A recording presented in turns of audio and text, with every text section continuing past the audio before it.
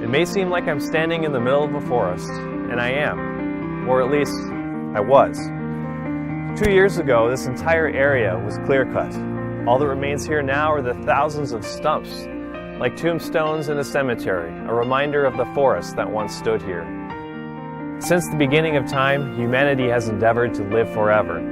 Whether in search of the fountain of youth or the Holy Grail, our quest is the same: to escape this dreaded curse that every generation has failed to overcome. It plagues every nation, every man, woman, and child, every bird in the heavens and every fish in the sea. Magnificent forests, entire ecosystems, and kings and great nations have collapsed under its power. Its grasp has encircled the earth. It has touched and plagued every living thing on our planet. This dreaded curse is summed up in one word that falls upon our ears like the palls of death, and that word is unsustainable.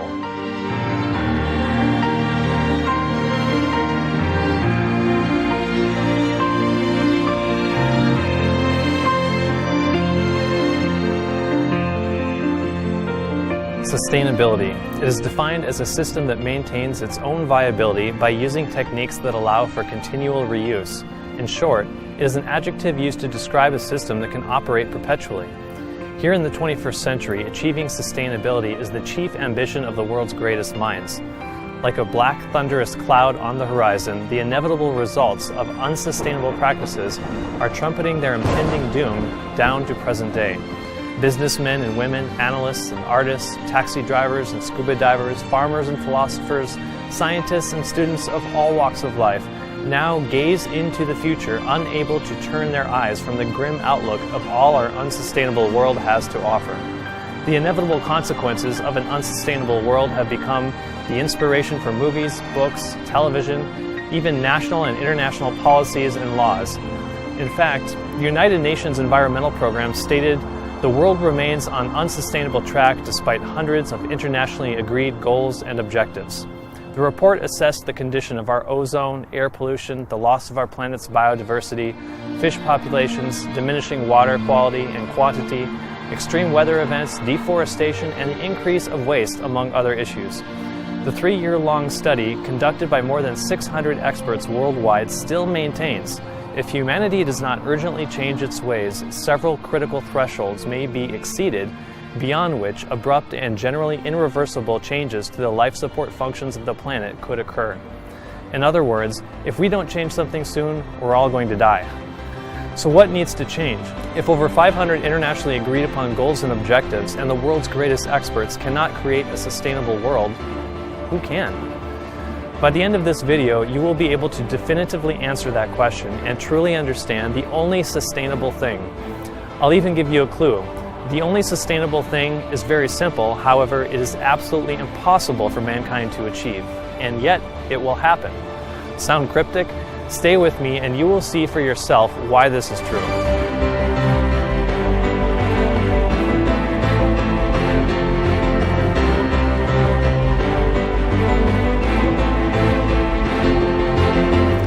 After the President gave his State of the Union address in 2014, U.S. News & World Report simply said, right now the State of the Union is, in a word, unsustainable, and that needs to change.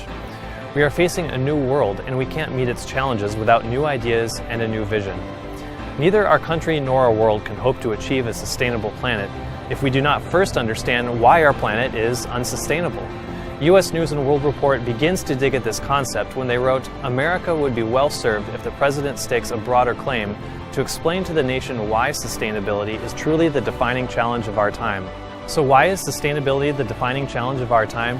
In Chris Martinson's book, The Crash Course, he discusses the unsustainable future of our economy, energy, and environment. In this book, he writes, "The world is in economic crisis, and there are no easy fixes to our predicament." Unsustainable trends in the economy, energy, and the environment have finally caught up with us, and we are converging on a very narrow window of time, the 20-teens. Here is our answer. Sustainability is the defining challenge of our time because now we're going to have to deal with the consequences of our actions in the immediate future. So, how did we get here? Let's turn back the clock and take a look.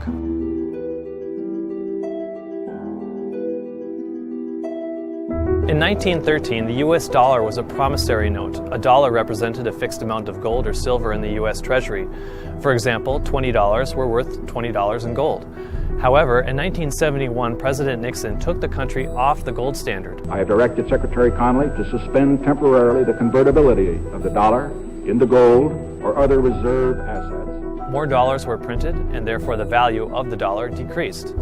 Today, the estimated value of the dollar is about 4.1 cents. Furthermore, every dollar printed by the Federal Reserve Bank and loaned to the United States government comes attached with debt, which makes paying off that loan mathematically impossible.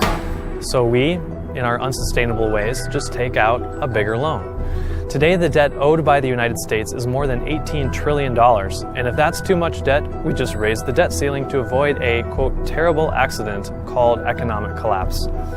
200 years ago, most American families grew their own food on plenty of green pasture land. Fruits and vegetables were grown with pure water and sunshine. Today, they are grown with chemicals, lots of them. Farmers used to take special care to protect the food. Today, they're careful to protect themselves from the chemicals they're spraying on your food. Chemical use has become so prolific, Science Daily reported use of fertilizers and pesticides and habitat destruction has also caused a major extinction event. Chemical use has destroyed our soil, and once again, more chemicals are added to keep plants growing, even going so far as to invent genetically modified plants that can survive the chemicals they are sprayed with. These chemicals are not good for the soil, the plant, the people, or the environment. They are only good for one thing: profit. Raising livestock has also changed. Animals are kept indoors with no sunshine, clean air, or water. Instead of grazing on green grass, they are fed genetically modified grain in confined spaces, sometimes unable even to turn around. As a direct result of poor diet and living conditions, the animals become sick. This is solved by injecting the animals with more chemicals. Various vaccines, antibiotics, and drugs are used to keep these disabled, diseased, and dying animals alive until slaughtered so you can eat them. Inevitably, the people become sick, and the solution is the same: take antibiotics, drugs, and vaccines. Instead of searching out the cause of the problem, our medical experts tell us we need to add more chemicals to our bodies to keep us alive as well. Which brings us to another unsustainable problem plaguing our nation: healthcare. As a nation and a planet, we are sicker than any generation that has previously existed on Earth. And therefore, unsurprisingly, the CDC tells us rising healthcare costs are unsustainable, and Time magazine refers to our nation's solution as the unsustainable U.S. healthcare system. The same people who have been appointed at government agencies to protect the public from such health issues are the same people who work for the companies who make the chemicals that make us sick. If that weren't unsustainable enough, it's actually illegal in parts of the country to grow your own food at home. At least one insurance executive had the sense to assess the cause of the healthcare crisis. In an article about the spending of healthcare being unsustainable, he referred to a study by the Center for Disease Control and Prevention in Atlanta, which concluded as much as 75% of U.S. healthcare spending is linked to those individual poor choices: smoking, alcohol, and drug consumption, overeating, or making poor food choices. All of these contribute to health problems like diabetes, obesity, addiction, and even cancer. In other words, what makes our healthcare system unsustainable is the American lifestyle. It is literally making us sick, killing us, and costing the nation trillions. What about the unsustainable deterioration of morality? Just 4 decades ago, major problems in schools included chewing gum, running down the hallway, and throwing spitballs. Now school problems include rape, drug dealing, assault, and even murder. We scarcely stop to think about what we put in our bodies. How much less do we stop to think about what we're putting in our minds? When I was growing up, profanity on TV was against the law. Now the grossest expletives are commonplace. Family values have been replaced by career-oriented values. Either by choice or by necessity, both mothers and fathers enter the workplace, leaving others to raise their children. Schools and educational institutions now mold the minds of our children, imbuing them with the state-sponsored morality and worldview. Instead of fostering creativity and independent thought in the classroom, the children are taught what to think, making them nothing more than a reflector of other men's thoughts. Success in schools is directly proportionate to the degree to which one can memorize and regurgitate back information, and the most decorated graduates are heralded as examples of academic success. Every succeeding generation is intellectually, fiscally, morally, and spiritually more destitute than the last, and to add insult to injury, we look back over the changes in this country in the last 100 years and call this progress. Princes, presidents, kings, celebrities, Hollywood, and even the Pope all tell us our way of life is so unsustainable that life on Earth as we know it cannot and will not continue if we do not change our course. But the tools are in our hands if we apply them before it is too late. We have flattened our forests, hunted entire species to extinction, polluted our oceans, lakes, rivers, streams, our soil, and the air we breathe. The colossal impact man has had on this planet in the last century has left geologists debating whether or not they should distinguish our era as a new epoch of time called the Anthropocene, meaning the epoch of man. The footprint of man's supposed progress in the last century, instead of being a blessing to the earth and its inhabitants, has instead revealed itself to be a plague. This idea is perpetually reinforced in the movies where people are taught the problem with the world today is them. Every mammal on this planet instinctively develops a natural equilibrium with the surrounding environment, but you humans do not. We're not gonna make it, are we? People, I mean. It's in your nature to destroy yourselves. Would you know rising toxicity levels have made life unsustainable on Earth? Unsustainable? What? You multiply and multiply until every natural resource is consumed. Exhausted our natural resources. And the only way you can survive is to spread to another area. In an era of expansion, our race spread out through the stars, seeking new worlds to settle upon. There is another organism on this planet that follows the same pattern. Do you know what it is? A virus. Unarguably, the most unsustainable thing on Earth is man. But what is it about us that makes us unsustainable? The effects of our unsustainable methods manifest themselves in a million ways, but they all stem from one common defect. What I want to do now is take a good close look at the one common motive that is the cause of all these problems, because only by investigating the cause can we understand the solution and know once and for all what truly is the only sustainable thing.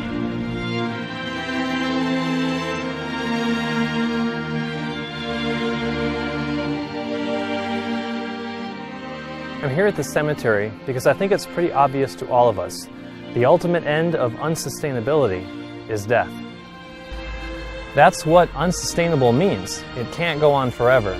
Therefore, if you really think about it, finding the key ingredient for true sustainability would mean finding the key to eternal life.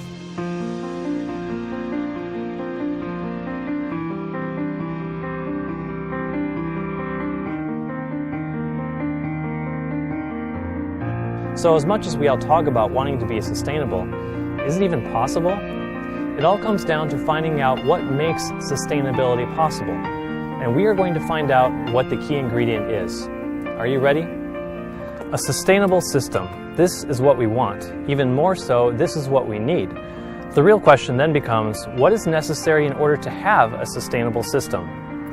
It was December of 2013. I was back home visiting my family, and my brother insisted I watch a TED Talk called How I Fell in Love with a Fish. I was not terribly interested, but before I knew it, the video had begun. The presentation was given by a chef named Dan Barber, who was asked to address the problem of the decreasing numbers of fish available to restaurants. How do we keep fish on our menus? For the past 50 years, we've been fishing the seas like we clear-cut forests. It's hard to overstate the destruction. The depletion of fish forced the food industry to turn to fish farms, which are also unsustainable. Fish farms pollute, and they're inefficient. Take tuna. It's got a feed conversion ratio of 15 to 1. That means it takes 15 pounds of wild fish to get you 1 pound of farmed tuna. Not very sustainable. Later in the video, he is introduced to a sustainable fish farm in Spain called Veta La Palma. It's a 27,000-acre fish farm. They have bass, mullet, shrimp, eel, and more. Their ecological system is so rich and healthy, there is no feed for the fish. They eat what they would normally eat in the wild. The sustainable fish farm is also a bird sanctuary, home to more than 600,000 birds of over 250 different species. Interestingly, the health of this system is demonstrated by the health of the birds. This sustainable fish farm is located at the end of the Guadalajara River. In this river, you find all the normal chemicals, contaminants, pesticides, and runoff and other pollutants that you would expect to find in most rivers. But when the water leaves the fish farm and dumps into the Atlantic, it's purified water. So this sustainable fish farm does not feed its fish, it measures the health of the fish system by the health of its predators, and furthermore, it is a bird sanctuary and a water purification system. So what is the key ingredient that makes this a sustainable system? Dan Barber was talking with the farm's head biologist named Miguel, and here's what he had to say. Here he's pointing out a rare black-shouldered kite. Now he's mentioning the mineral needs of phytoplankton. And here he sees a grouping pattern that reminds him of the Tanzanian giraffe. I asked him how he became such an expert on fish. He said, fish? I didn't know anything about fish. I'm an expert in relationships. When it comes to sustainability, it's all about the relationship of each component that makes up the system. We see this also in the Environmental Protection Agency's definition for sustainability. They say sustainability creates and maintains the conditions under which humans and nature can exist in productive harmony that permit fulfilling the social, economic, and other requirements of present and future generations. The word harmony defines the type of relationship needed to be sustainable. So sustainability is all about creating and maintaining a harmonious relationship.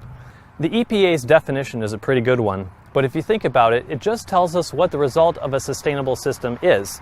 It doesn't tell us what makes something sustainable, because it doesn't tell us what is needed to have harmony. So let's break this down and really get to the root of what makes something sustainable.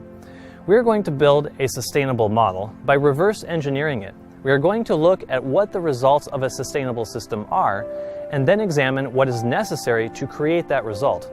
In this manner, we will work our way backwards until we arrive at the one ingredient that makes sustainability possible. We've seen from the example of the fish farm that in order to have a sustainable system, we have to have a harmonious relationship between all the components of the system. So let's add a harmonious relationship as a requirement for a sustainable system. Now, if we need harmony in order to be sustainable, then what do we need in order to have harmony? Some may say a harmonious relationship or sustainability is a matter of balancing supply and demand. But let's take the world's food supply, for example. The general thought is that if mankind produces more food than we consume, it would be considered a harmonious relationship and therefore sustainable. However, we can know for certain that this is not the case, because the truth is our planet produces more than enough food for every man and animal on Earth. Almost half the world's food supply thrown away, says a 2013 report. It does not even factor in the food on your plate that you don't eat. Each American, for example, throws away $640 of food every year. But in Europe, the Brits are the worst offenders. The United Nations figures aren't much better, citing around 30 to 40% of the world's food is lost or thrown away annually. So what does this mean? It means the world hunger is not about a lack of food, it's about an unequal distribution of food. So if we want to have a harmonious relationship, it must be comprised of two things. One, being the supply must be greater than or equal to the demand, and secondly, an equal distribution of resources. If we look at the financial world, we see the same problem. In 2014, Forbes magazine reported the 85 richest people in the world have as much wealth as the 3.5 billion poorest. This was due to what the report called a growing tide of inequality. The article also stated high levels of wealth concentration can harm democracy, and the laws are skewed to favor the rich in areas ranging from financial deregulation, tax laws favoring the wealthy and facilitation tax evasion, austerity economics, policies that disproportionately harm women, and oil and mineral revenues. Think about this for a moment. The result of this unequal distribution of wealth leads to the other people in this democratic system suffering harm. And that's the ultimate conclusion.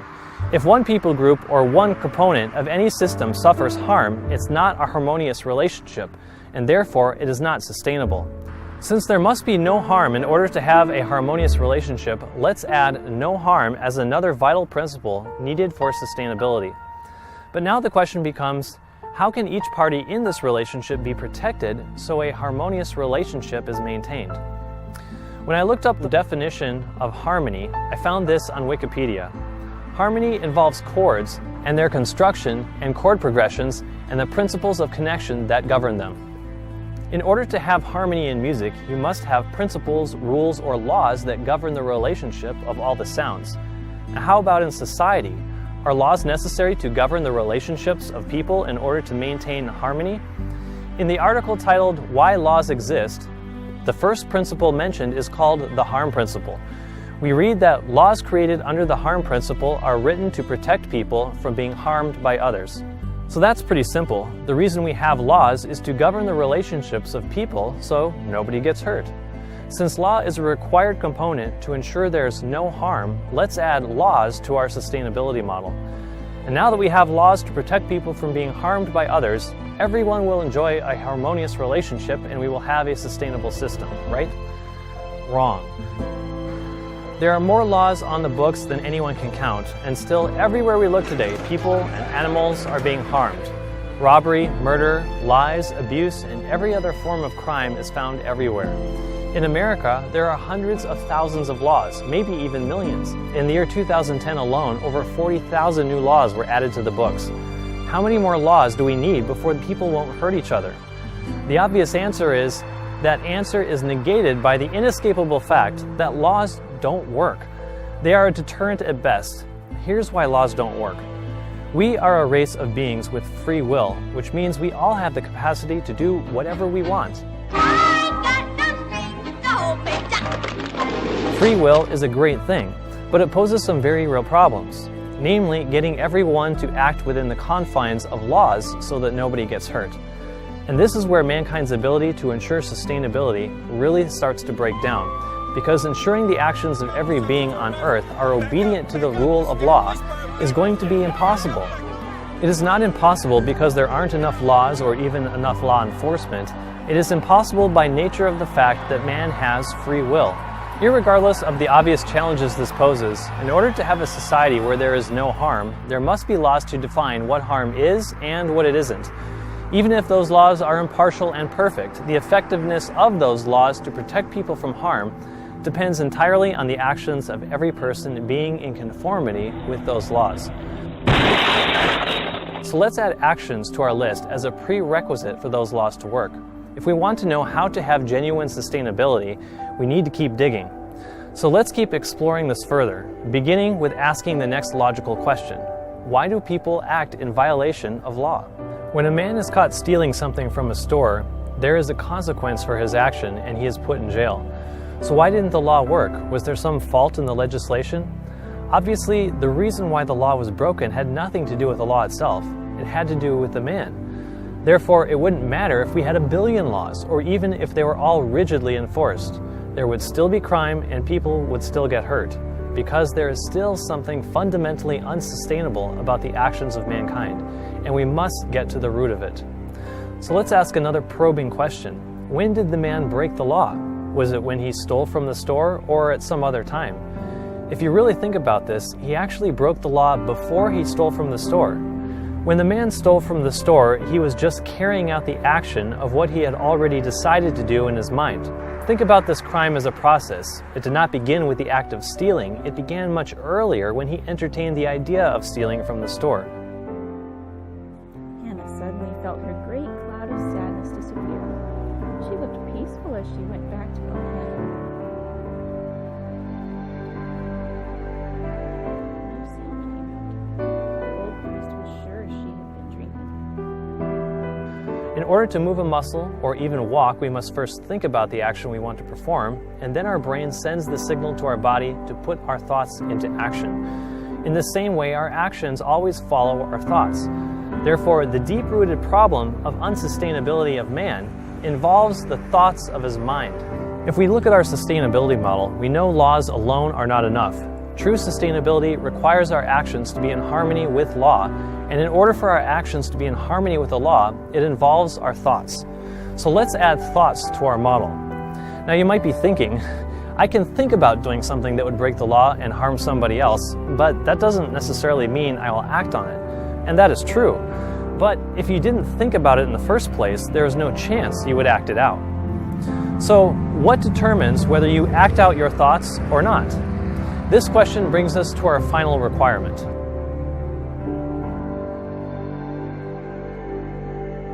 How about this question? Where do our thoughts come from? What is it that shapes or inspires our thoughts? Someone may say our thoughts are inspired by external stimulus or circumstances. For example, maybe our thief lost his job, so he robbed the store to help feed his family. However, another man in the same position may choose not to rob the store. And then she ran home as fast as she could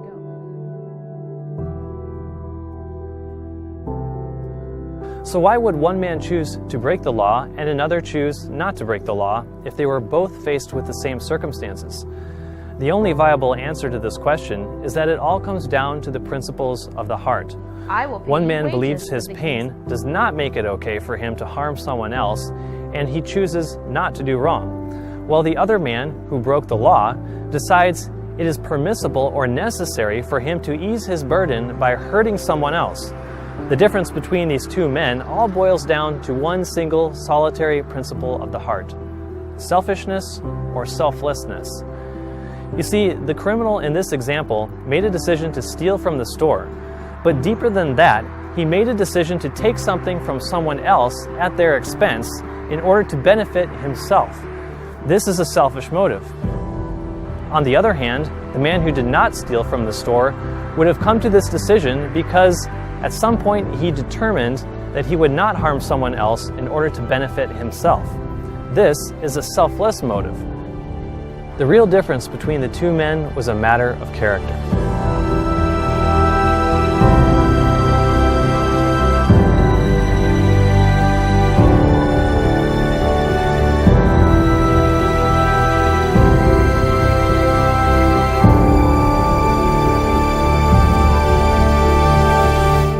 Character is not merely a matter of philosophy or religion, it is also very much a matter of science. You see, evolution is based upon the principle of selfishness. The term survival of the fittest is a phrase that originated from Darwinian evolutionary theory as a way of describing the mechanism of natural selection. In the evolutionary model, every creature serves itself at the expense of other creatures. With the man that robbed the store, is it more likely that he believed in a loving creator or in Darwinian evolution? The survival of the fittest morale teaches him that it is okay for him to be selfish if it is necessary for his survival. Now, when you have an entire nation that believes, advocates, and protects evolution by law, is it any wonder that there is a proportionate rise in the frequency of selfishness and crime in that same country? Scholars still debate the causes of the catastrophe known as World War I. The conflict drew support from a virulent form of militarism that claimed to be based on biological science. Leading German thinkers argued that war was an evolutionary necessity, a natural outgrowth of the Darwinian struggle for survival. The roar of approval given to the entry of the German teams proved to many that the games really were going to be used for propaganda, to show the world the excellence of the blonde, blue-eyed, so-called true-blooded German people. You can now see how something as simple as the principles behind our understanding of science has a direct bearing on the safety and value of our own lives. Evolution produces exactly what it teaches: selfishness. And surely we observe selfishness at work in nature, but is that all science has to teach us? Perhaps in our effort to see the big picture, we miss the big clues right under our noses.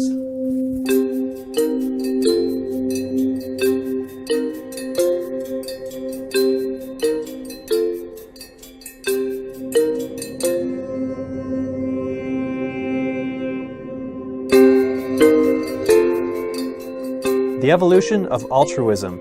Selflessness in ants, that's fighting talk. Leading biologists are at each other's throats over a quirk in evolution. Aside from the fact the ants are selfless while the scientists are fighting with each other, the discovery of an altruistic creature has some significant ramifications for science, because the discovery of a selfless creature threatens the paradigm. The article states Darwin himself singled out ants as posing the most important challenge to his theory, and the poster boy of evolution, Richard Dawkins, even wrote a book on this topic called The Selfish Gene. In spite of this quirk in evolution, scientists will invariably squeeze it into an evolutionary model. The only conclusion is that the idea that science is a disinterested quest for truth, where only rational argument counts, is a myth. Like any human endeavor, it is swayed by fashions, by belief, and sometimes even by the lynch mob. How about this article from Science Buzz? The Ultimate Sacrifice. A few ants selflessly give up for the good of the colony each night. The article states that scientists have observed behavior in ants in Brazil where a small group of ants sacrifice themselves each night for the good of the colony by covering the colony entrance from the outside. Often the ants on the outside don't make it through the night, being exposed to low temperatures, wind, predators, and other conditions, and thus sacrifice themselves so those within the colony are safe. Or how about this article from Scientific American? Infectious Selflessness, How an Ant Colony Becomes a Social Immune System. It says the ants were found licking their neighbors to remove the fungal spores before the pathogens sprout and grow. Apparently, such grooming dilutes the infection, spreading it thinly across the colony instead of leaving their infected peers to deal with the infection on their own and die.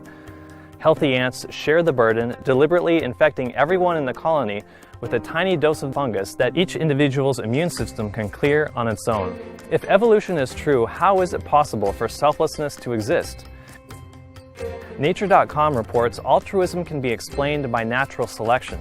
They say the analysis have begun to spark controversy among scientists who are already highly divided on the issue of how altruistic behaviors evolve.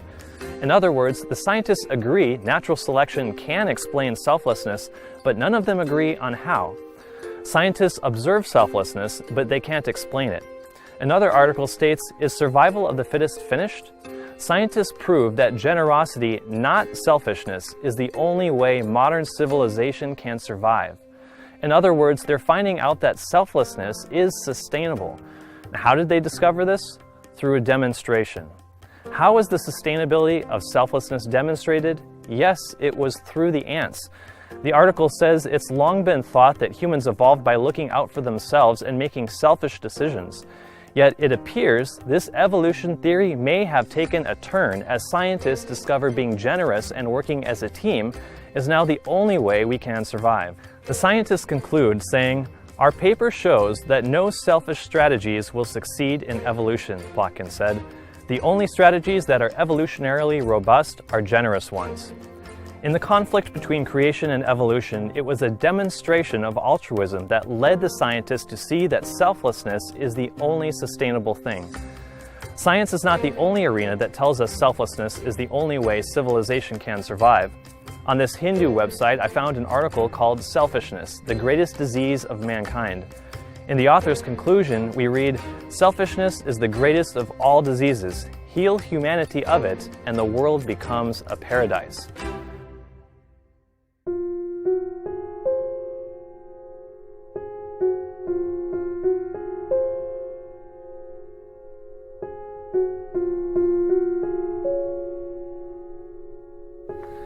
This is Burke, Idaho, one of the last mining towns to succumb to the modern world. Back in the 1800s, these mining towns were booming. The prospect of finding large amounts of silver, zinc, or even gold brought thousands of people to these remote places, all hoping to strike it rich. But how many of them do you suppose came here to be a blessing to the others that were here? Of the thousands that flocked to these mining towns, how many do you suppose came to meet the needs of their fellow man, to support one another and build up people instead of building up buildings? Probably not many. And today, Burke is a ghost town, a grim reminder that all our selfish pursuits in life will likewise come to an end. And then, what will it all be worth? The people that built up this town have likewise perished with their dreams and aspirations. Towns like this should make us pause and really ponder the purpose of life. Is life all about making ends meet and working to get rich? How many millions today are still searching for wealth and prosperity in the minds of the modern world? Look at the legacy such pursuits have left behind. Selflessness. Could this really be the core ingredient needed for true sustainability? Let's put it to the test. For our purposes here in this video, let's apply a selfless motive to some of the unsustainable examples mentioned earlier. Remember the Forbes magazine article saying that 85 of the richest people own as much wealth as half of the world's population? Well, what if those 85 people were genuinely selfless individuals? What would the distribution of wealth look like then? In fact, what if all 7 billion people on Earth were all completely selfless? The world economy might function a little more like the early disciples in the Bible, where it was written, "Your abundance may be a supply for their want, that their abundance also may be a supply for your want, that there may be equality. As it is written, he that had gathered much had nothing over, and he that had gathered little had no lack." If we all follow this advice, some might have more and others less, but everyone would have exactly what they need. Imagine that. There would be no poor people, no homeless people, nor anyone who lacked food or clothing or an education. Now, let's look at another example. Remember the article showing that 30 to 50% of the world's food supply is thrown away? If everyone on Earth was selfless, how different would that statistic be?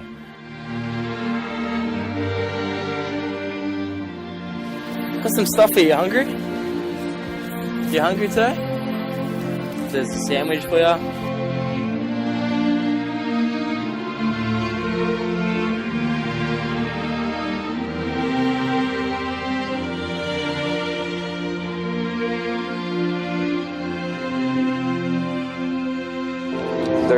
Here's another pair of socks in here.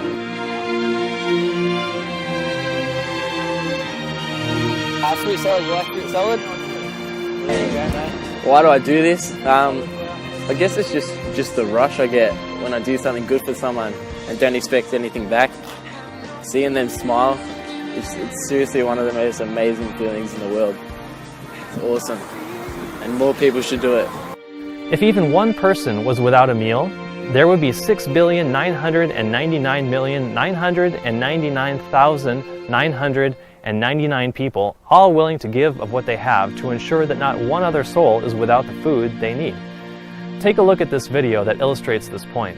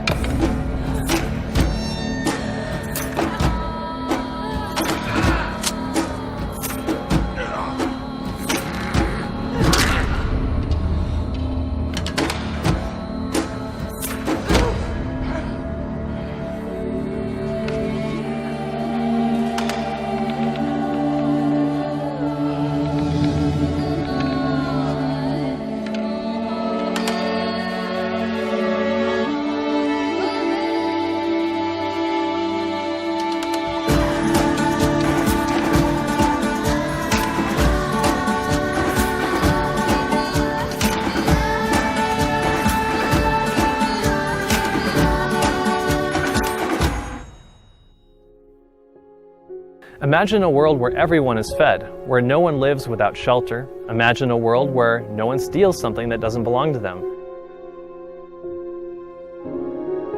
You wouldn't need locks on your house or a car or on anything. Imagine a world where no one lies or cheats and no one takes the life of any other living thing.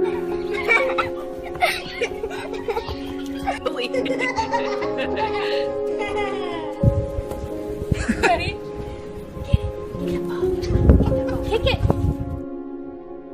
Fear would be vanquished from the earth, for there would be no reason to feel unsafe or unloved if everyone had a genuine selfless love and concern for one another.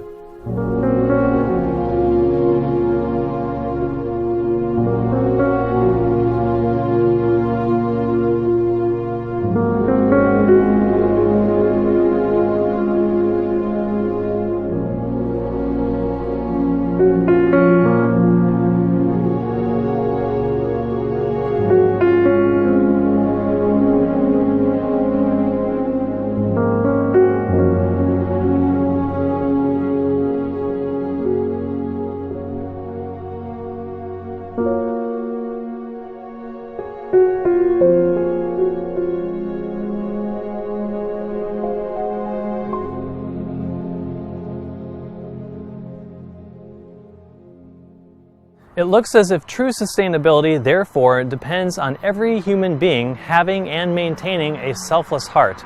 And therefore, let's add selfless heart to our model. If we start with the selfless, loving heart as our motive, let's see what happens if we build on this foundation. We know our heart will influence our thoughts, so a selfless heart will produce selfless thoughts. We know our actions follow our thoughts, so if we have selfless heart that produces selfless thoughts, those selfless thoughts will in turn produce selfless actions. And these selfless actions will be in harmony with the law, resulting in no harm coming to anyone or anything else, which means we will have a harmonious relationship. And at last, we will have a sustainable system. By this simple process of logic, we have discovered that a selfless love for one another is the core principle needed for genuine sustainability.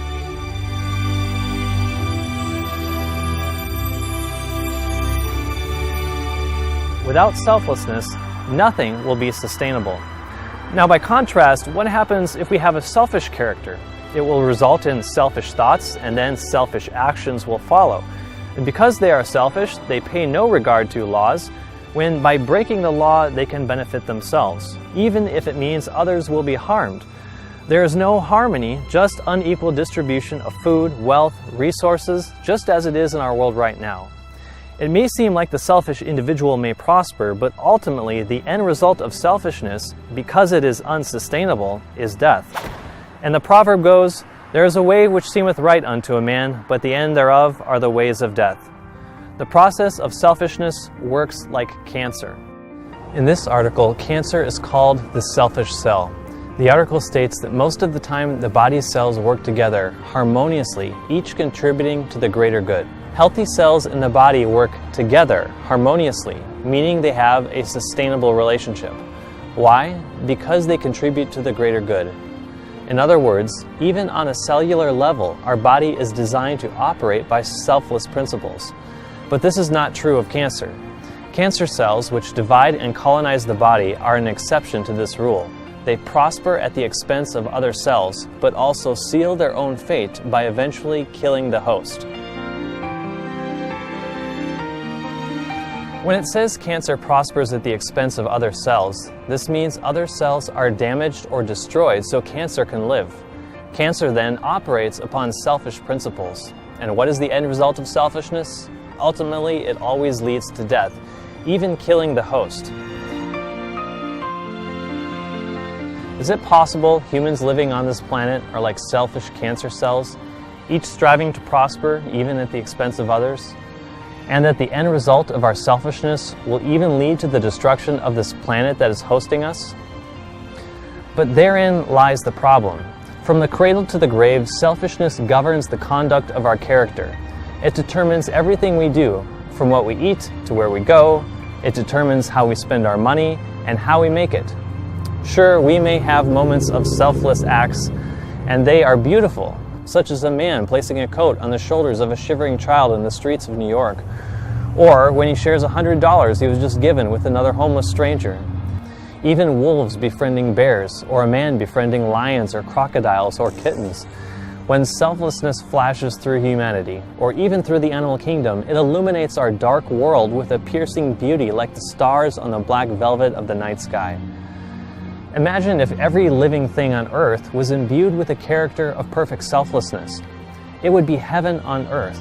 Our world as we know it today, however, is far short of perfection. It's riddled with pain, sorrow, and strife, because at our very core, selfishness is our nature. So how do we break the cycle of selfishness? Is it even possible? Or are we doomed to self-destruct like we see in the movies? Can we change our own nature? Can science make us selfless? Can religion?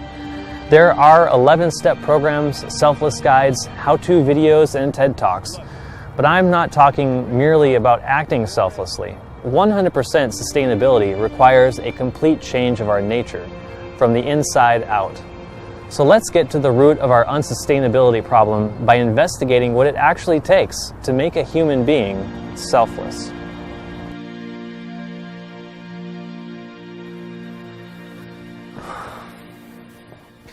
Rather than sift through a worldwide web full of frivolous ideas without a compass, let's set up some requirements by which we can measure the potential of a source or a solution to make us selfless. For example, it would make sense to start by considering anyone, but they must first believe that 100% selflessness is achievable. Second, they must demonstrate that they are themselves 100% selfless. This means their heart, mind, words, and deeds are always selfless without exception. The very core of their character must be selfless.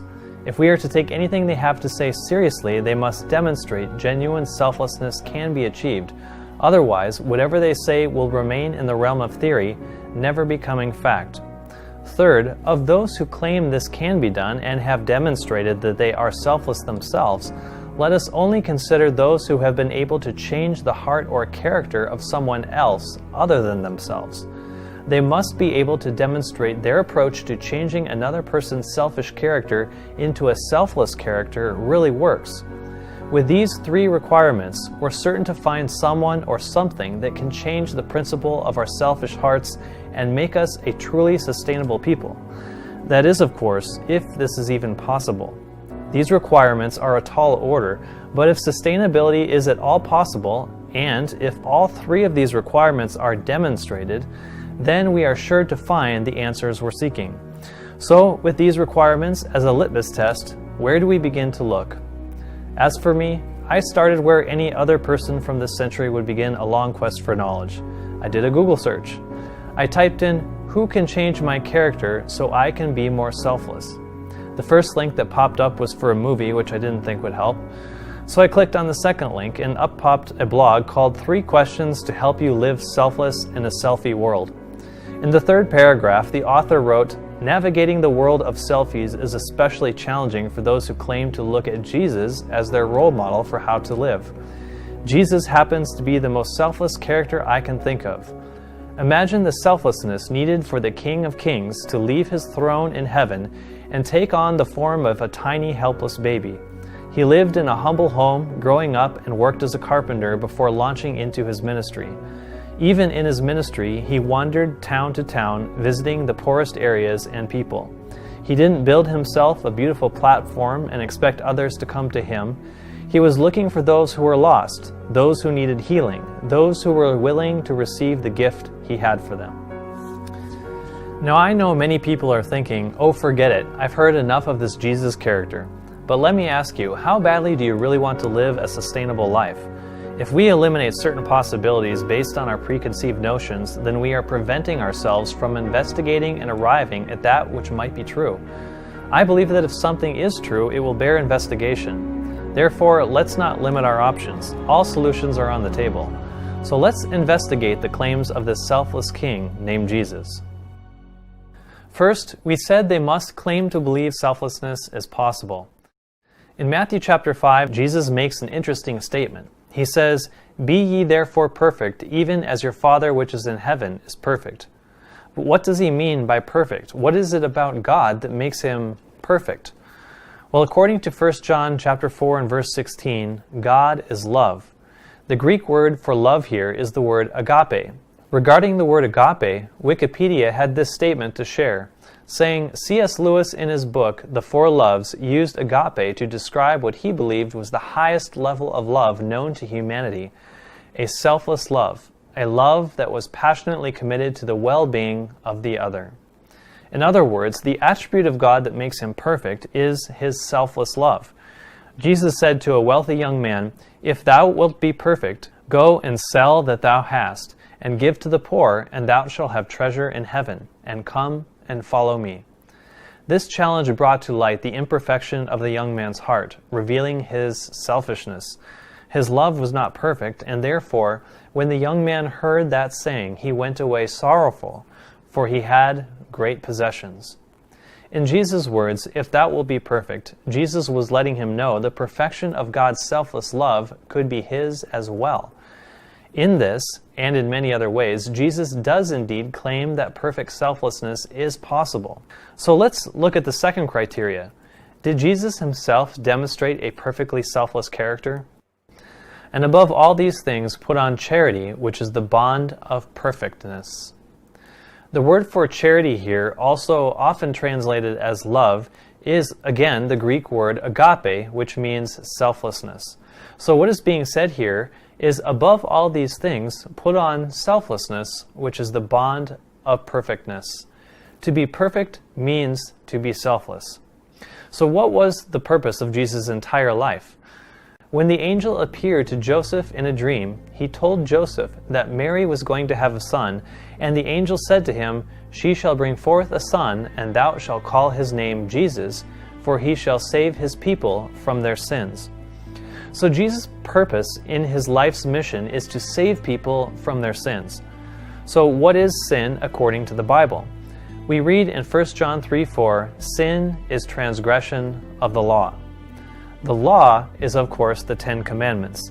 Any violation of this law is sin. So what does this have to do with selfishness?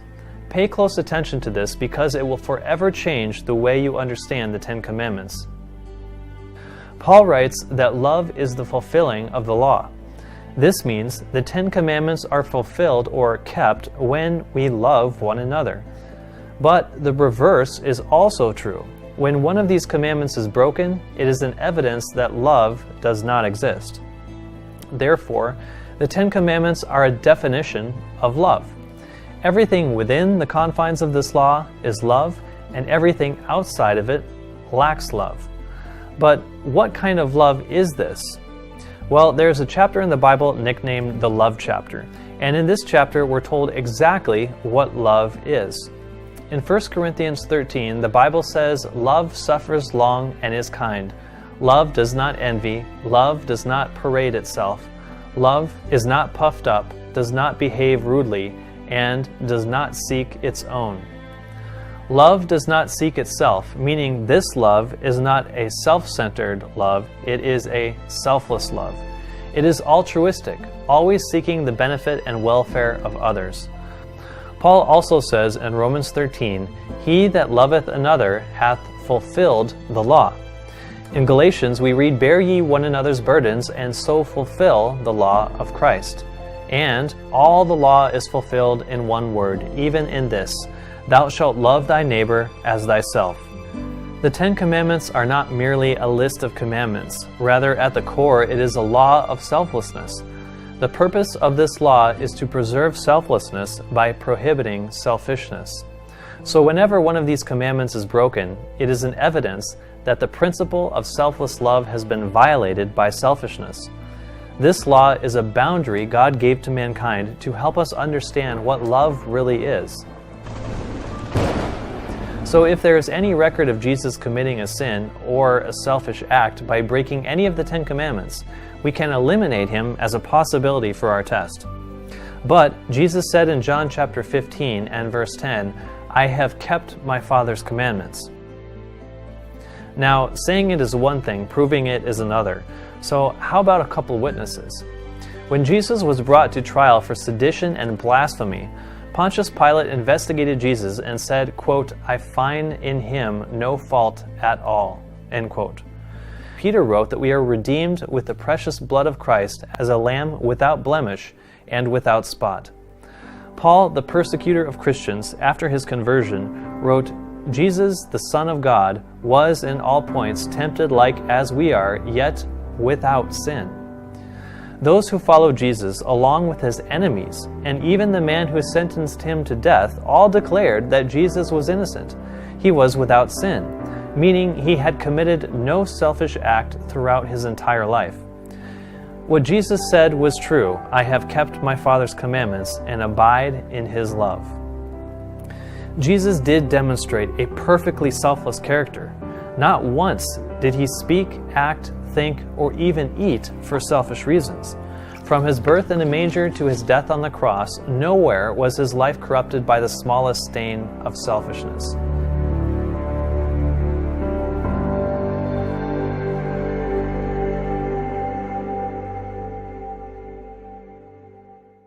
But let's take this test to the extreme. In order to be a perfect and complete example of selflessness, Jesus would need to demonstrate the greatest act of selflessness that can be made. In his own words, he revealed what this act would be and said, "Greater love or we might say greater selflessness, hath no man than this, that a man lay down his life for his friends. Nailed to the cross, bloody and beaten, the soldiers cried out, He saved others, himself he cannot save. If he be the King of Israel, let him now come down from the cross, and we will believe him. If Jesus was the Son of God, he could have easily rescued himself. Do you remember when Jesus was first arrested, Peter tried to save Jesus from the soldiers?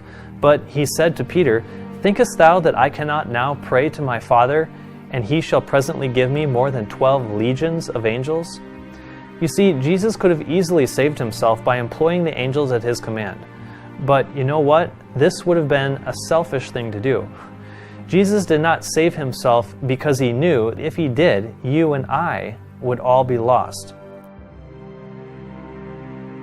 With his last breath, he gave us a demonstration of the greatest act of selfless love as he laid down his life for us. It is because he had all the power of God and chose not to use any of it for himself that it can be said Jesus was the greatest and only example of perfect selflessness that was ever given to man. It is finished. Then he bowed his head and gave up his spirit. Jesus' example of selflessness was not only for us to witness, but for us to follow. Whosoever will come after me, let him deny himself, Jesus said. To follow Jesus, a Christian is called to a life of self-denial, because this is the life that Jesus exemplified. For even the Son of Man came not to be ministered unto, but to minister, and to give his life a ransom for many. This man, claiming to be the Son of God, came to our planet to live by example a life of perfect, selfless love. And for this purpose, those who follow him are called to live a selfless life just as he did. As it is written, He died for all, that they which live should not henceforth live unto themselves, but unto him which died for them and rose again. In giving sight to the blind, a voice to the mute, hearing to the deaf, and mobility to the lame, Jesus consistently demonstrated his life of devotion to others, even to the washing of the disciples' feet. But now, Jesus goes further and calls you and I to a life of selflessness as well. He said, For I have given you an example that ye should do as I have done to you. And this leads us to our third and final test question. Can Jesus make us selfless people?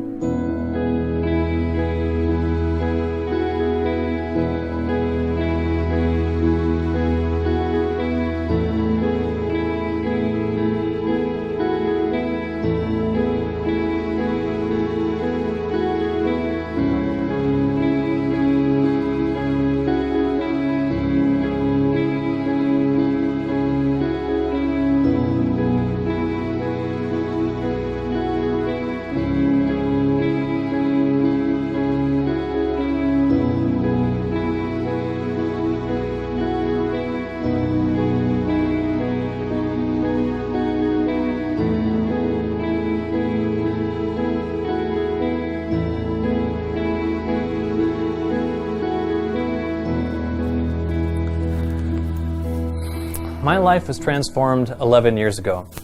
I lived and worked in the film industry pursuing my own selfish ambitions. But after I invited Christ into my life, the principal motives of my heart and mind were fundamentally altered. I decided to leave a high-paying job and career path in the film industry to work in ministry because I care more about your welfare than your entertainment and more about your eternal life than my physical life. Maybe there is someone you know whose life has been transformed by Christ. But this book, the Bible, from start to finish, testifies that Jesus is in fact a perfect example of selflessness and that he is able to change the vilest minds and hearts of men and women, making them humble, selfless, and therefore sustainable. Since this book was written, millions of people who have read the Bible have testified with their lives that they had been changed by Christ, including the millions of Christians tortured and killed during the Dark Ages, who sealed with their blood their testimony that Jesus had changed them. Untold millions more, even to this day, have by the word of their testimony proved that they love not their lives unto the death. No ethnic or people group in the history of earth has been more heavily persecuted, tortured, and systematically destroyed than have the Christians, whose core belief is that God wants them to be loving and selfless. The blood of this innumerable company of believers cries out from the forgotten volumes of history even to our day as a record and a witness that the author of this book still lives to change lives. Perhaps the ultimate proof that Jesus can change our nature from a selfish one to a selfless one is to let him do this work in your life. Have you ever tried? David wrote, "O taste and see that the Lord is good. Blessed is the man that trusteth in him." In other words, there is no greater evidence that Jesus can change our lives than first-hand experience. God says, "Ye shall seek me and find me when ye search for me with all your heart, and I will be found of you, saith the Lord." God is not like a man. He has nothing to prove. He is not interested in revealing himself to skeptics to prove them wrong. On the contrary, he longs to reveal himself to those who need him and want him. The Bible declares, "The Lord is nigh unto them that are of a broken heart, and saveth such as be of a contrite spirit." I know when I was at a low point in my life, when I genuinely wanted and needed him, I asked him to come into my life, and he did. And since then, I've never been the same.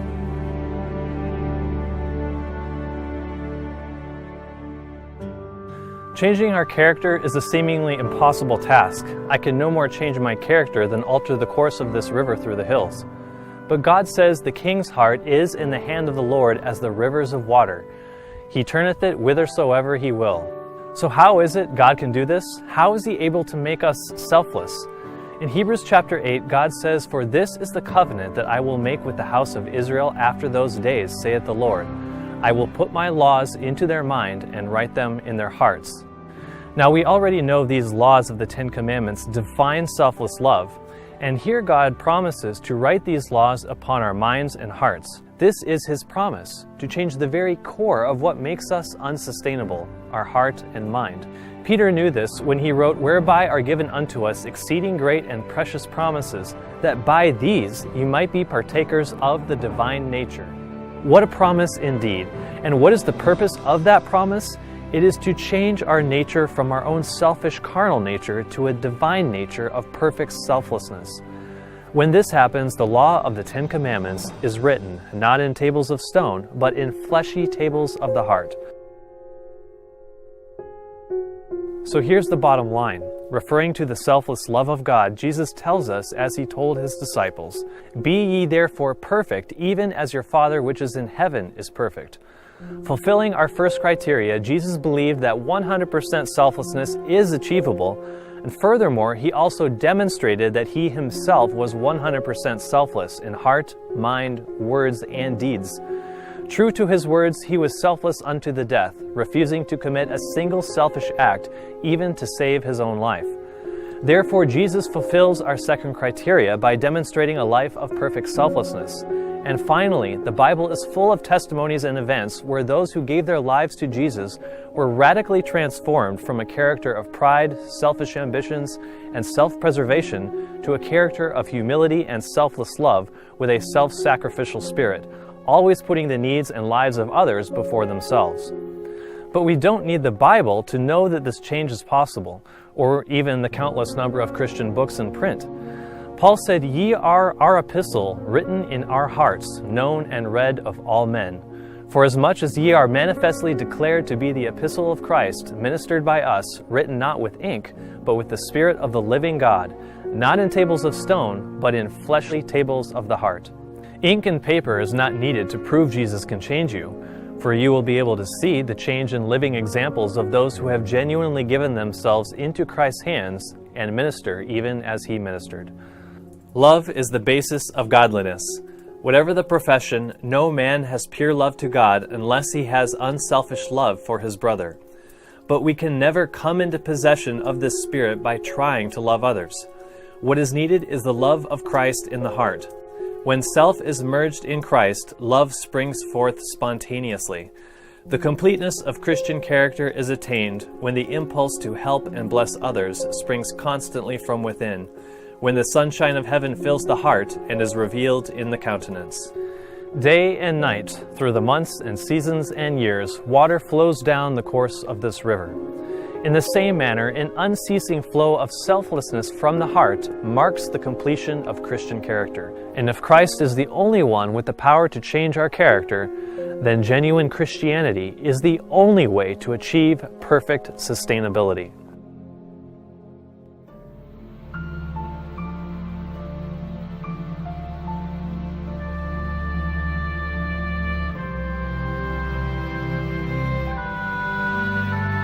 The core necessity for any and all sustainable systems is a selfless heart, and from the heart flow the nature of all our thoughts.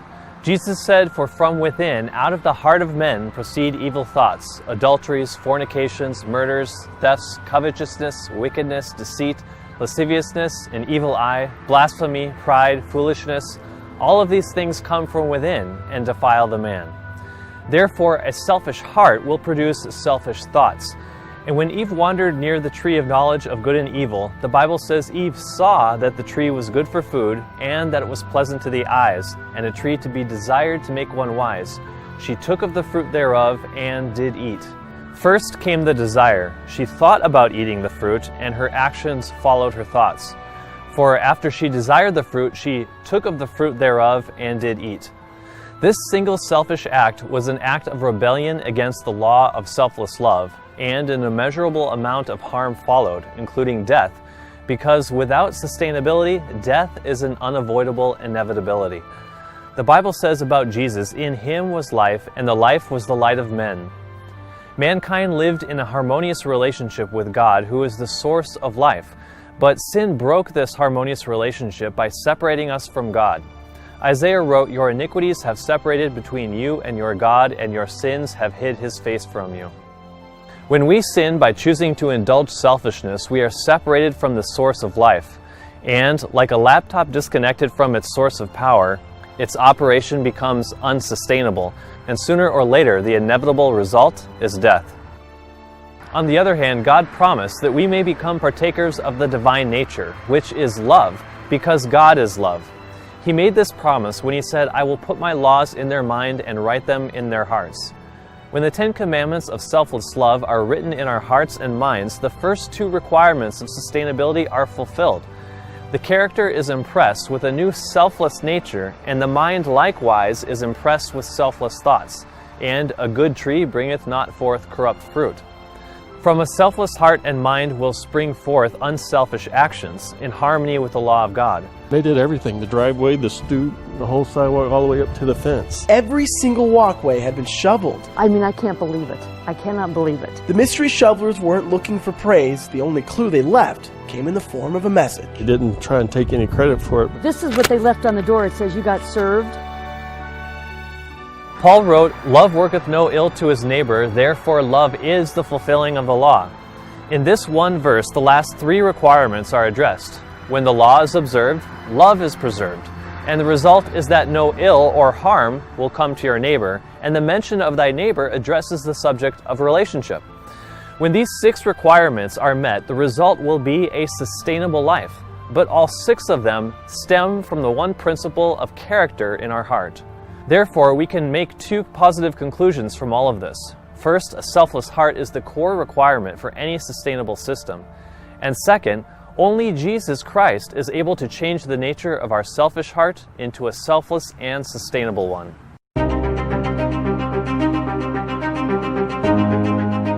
True 100% sustainability is beyond the ability of man to manufacture.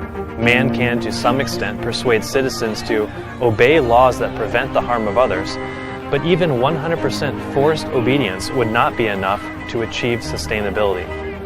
This is because man's laws can only govern man's actions, and since the actions are the manifestations of the thoughts of the heart, it is ultimately the heart that needs to be governed. Since man cannot see the thoughts or intentions of the heart cannot be governed by man, making sustainability an utter impossibility if we look to man alone. However, God can see the heart. The Bible says God saw the wickedness of man was great in the earth, and that every imagination of the thoughts of his heart was only evil continually.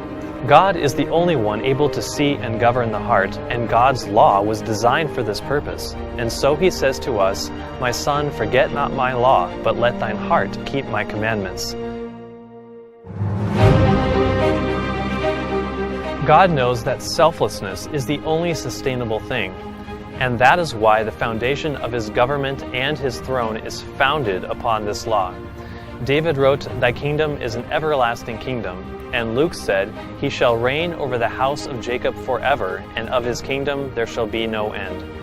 God's kingdom is sustainable because it is founded upon the observance of His law of selfless love. Not only does God's kingdom have no end, we also have reason to hope that this world might once again be made sustainable. We see this even in the words Jesus taught us to pray, "Thy kingdom come, Thy will be done in earth as it is in heaven." What is God's will? His will is that every created being shall enjoy a sustainable world without harm when all obey from the heart the law of selfless love. His will is that the thoughts, actions, and the heart of every being will be as ripples of selfless compassion drifting throughout the universe and throughout time. God's will is to make this sustainable aspiration a reality for Earth and its inhabitants. With men this is impossible, but with God all things are possible. He will restore our entire planet from the curse of selfishness. "For behold, I create a new heavens and a new earth." And notice how in this next statement God reveals that everything in it will have a selfless, loving character. He says, "The wolf also shall dwell with the lamb, and the calf and the young lion and the fatling together, and a little child shall lead them." He says, "They shall not hurt nor destroy in all my holy mountain, for the earth shall be full of the knowledge of the Lord as the waters cover the sea." And on this new planet, where the animals are in perfect harmony with man and nature, God says they shall not hurt nor destroy in all the earth, because every living thing will possess and reflect the very character of God's selfless love. If you would like to live on this new earth, you can, but the ticket to the kingdom is to know the King. You must ask Jesus Christ to forgive you for all the selfish thoughts and deeds that you have done that have harmed both you and others around you. An acknowledgement of sin is an acknowledgement of the transgression of His perfect law. And with this confession, Jesus will stamp the laws of His selfless love on your mind and heart, that you might begin to change from selfishness and death to selfless love and sustainability. This is His new covenant promise, that He will make us partakers of the divine nature, that we may dwell with Him in the kingdom that has no end. As it is written in the last chapter of the Bible, "Blessed are they that do His commandments, that they might have right to the tree of life, and may enter in through the gates into the city." This war between selfishness and selfless love within us is also being waged in the world around us. Religious sects are at war with each other, companies and corporations are in cutthroat competition, politicians argue and debate in their strife over power, mankind is fighting battles, disease and poverty, fighting in line for TVs, fighting traffic, fighting each other, fighting cancer, fighting for rights, or just fighting for life. Everywhere we look and everywhere we go, there is a perpetual inferno of conflict. I have breast cancer. At the end of all these controversies are two opposing principles. Selfishness and selflessness are at war in us and around us. This great war did not begin on Earth. It really did begin in a galaxy far, far away. As the pages of Revelation tell us, there was war in heaven. If we really want to understand the unsustainable nature of man, why we are here in this mess, and how this epic clash of principles will unravel in the future, then we cannot do it by looking at the events of present day. Confusion and turmoil are swirling around us on a daily basis. If we really want perspective, and if we really want to see where the trajectory of our selfish and unsustainable course is leading us, then we cannot do it by only looking at the world today. We need to go back to the very beginning. If we examine how this conflict began and we compare it to where we are today, then we will have the perspective needed to understand where we are going in the future. In part 2 of the Selfless series, we are going to go back to the beginning and see how this war began. This will be a look at history like you've never known, because this is the history of the principles that are the foundation of the very meaning of life. In the rest of the Selfless series, we will trace the movements of this war up to present day, and even look into the future at the coming crisis that will involve all the inhabitants of Earth. The final clash between these two principles is about to unfold. So let's go back to the beginning, for the lost secrets of ancient history have much to tell us about the story of our future, and the grand conclusion of this epic war that has become known as the Great Controversy. A debate over Muslim refugees dominates much of the emails that you deleted. Hail Satan! An awful lot about blowing up the White House. Have a controversial pipeline in North Dakota. Vaccinating children early with MMR vaccine. 530 sieverts per hour. When you come to church, when you worship Him, you're not doing it for God, really. You're doing it for yourself. Because that's what makes God happy. Amen.